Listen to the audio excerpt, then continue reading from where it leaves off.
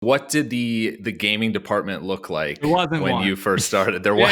Yeah. They brought me in to start it. So we had managed nothing, right? There was no relationships with gaming. There was anything that was done gaming, which was effectively nothing, was under this like entertainment vertical. So yeah, I got brought in by Robert Kinsel, who recruited me, who's our chief business officer. And he's like, yeah, gaming's pretty important to YouTube, and we need someone to start it.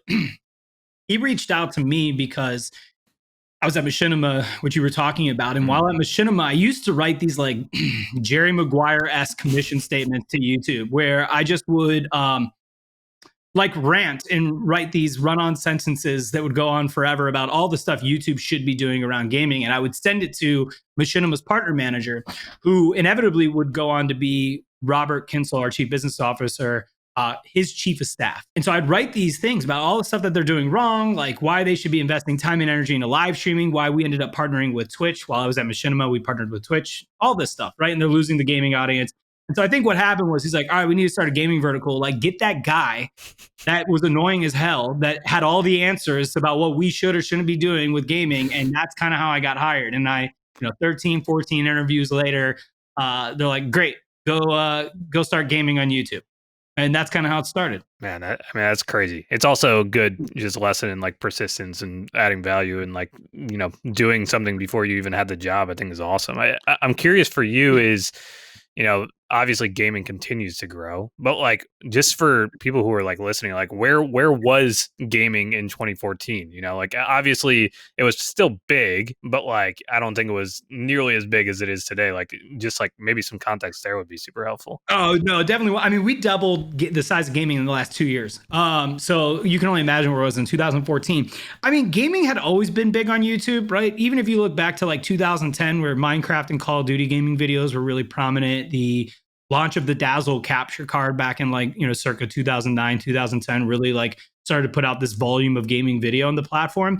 I think what YouTube just didn't really know what to do with it. Didn't know how to like seize the opportunity, didn't understand the opportunity, didn't understand how you work with gaming creators, didn't really get gaming publishers' role in the ecosystem. And so, when I came in, it was really a blank canvas, which was nice, right? Because there was so much to do and there was so much opportunity. It made my job easy in a lot of ways and very difficult in a lot of ways. But gaming has always been, to answer your question more succinctly, gaming's always been an important part of YouTube, whether YouTube wanted to acknowledge it or not, right? And so even if you go back to YouTube in like 2009, 2010, and they have all these different categories on the front page, gaming was never there, right? And so actively, gaming was kind of getting swept under the rug.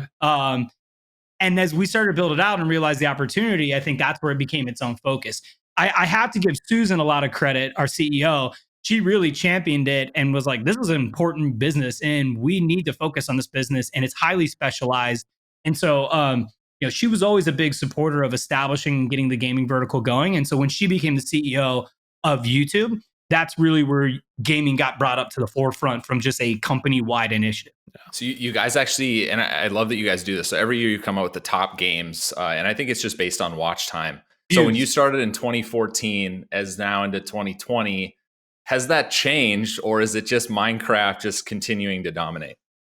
So the answer is yes to both. Minecraft has always been the top game, which is incredible. Like even if you look at the heyday of Fortnite, which got close, and actually in 1 month in June of, was it 18 or whatever year, the heyday of Fortnite, there was 1 month in June where there were more Fortnite videos uploaded than Minecraft videos, but that's the only time in any other thing that it eclipsed Minecraft, right? So Minecraft has been number one forever.